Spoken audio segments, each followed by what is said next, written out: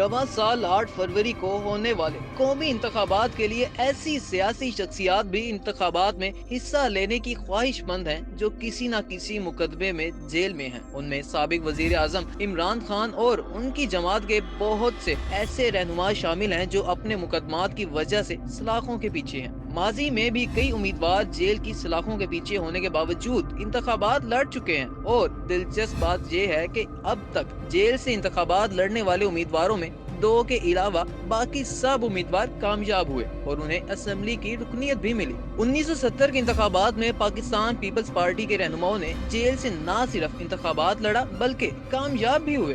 1970 में मौलाना कौसर नियाजी ने peoples party के टिकट पर जेल से इंतखाब लड़ा और वो कामयाब हुए बल्कि रिकॉर्ड वोट लिए। वजीर आजम जुल्फिकार अली भुट्टो ने कौसर नियाजी को अपनी काबीना में शामिल किया और वजीर इत्तलात का कलमदान भी दिया।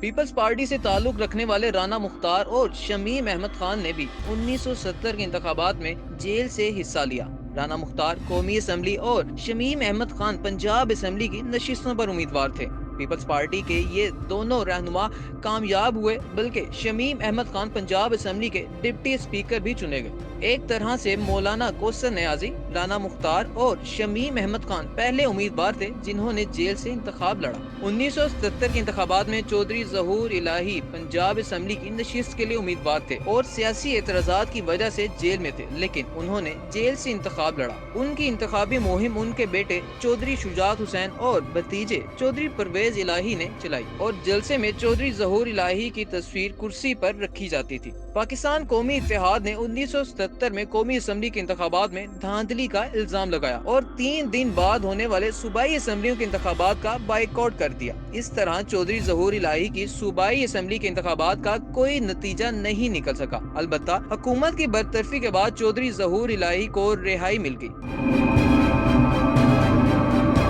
1985 में उस वक्त के फौजी सदर जनरल ज़ियाउल हक ने मुल्क में 8 बरस के बाद इंतखाबात कराए और ये इंतखाबात गैर जमाती बुनियादों पर हुए।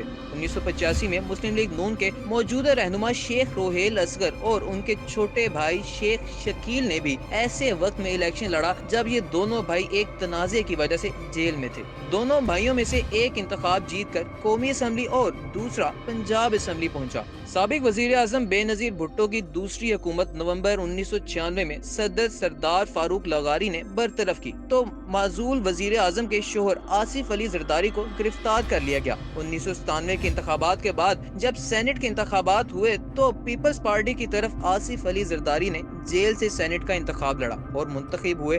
उसके बाद सेनेट के इजलास में शिरकत के लिए आसिफ अली जरदारी को जेल से लाया जाता था। ताहम 2002 का इंतखाब बेनजीर भुट्टो बैरूने मुल्क जला वतनी और आसिफ अली जरदारी जेल में होने की वजह से ना लड़ सके।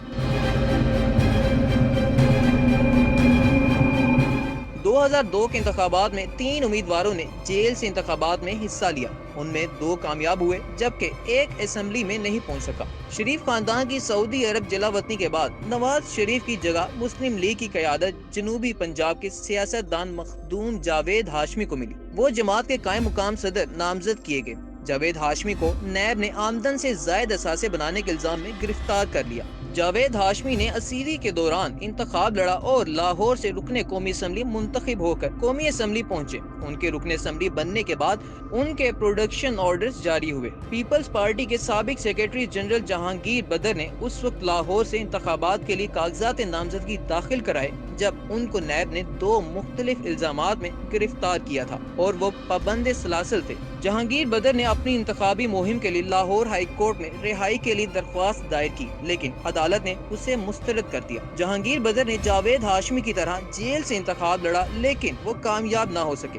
2002 के इंतखाबात में कालादम सिपा सहाबा के सरबरा मौलाना आजम तारिक ने जेल से इंतखाब लड़ा और कामयाब हो गए। मौलाना आजम तारिक ने जंग से आजाद उम्मीदवार की हैसियत से इंतखाब लड़ा था। कौमी इंतखाबात की तरह बल्दियाती या मुकामी हुकूमतों के इंतखाबात में भी जेल से इंतखाब लड़ने की रवायत रही है।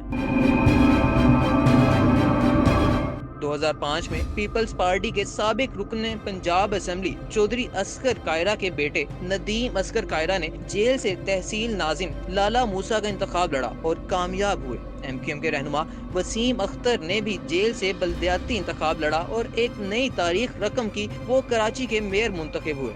2016 میں وسیم اختر اپنے خلاف مقدمات کی وجہ سے جیل میں تھے اور انہوں نے جیل سے میئر کا انتخاب لڑا اور انہیں ووٹ ڈالنے کے لیے جیل سے لایا گیا۔ اب آئندہ ماہ 8 فروری کو ہونے والے انتخابات کے لیے سابق وزیر اعظم عمران خان، سابق وزیر خارجہ شاہ محمود قریشی، سینیٹر اعجاز چودھری، سابق صوبائی وزیر ڈاکٹر یاسمین راشد اور میاں محمود الرشید کے علاوہ عالیہ حمزہ اور سوشل میڈیا ایکٹیوسٹ صنم جاوید سمیت دیگر جیل سے انتخابات میں حصہ لینا چاہتے ہیں۔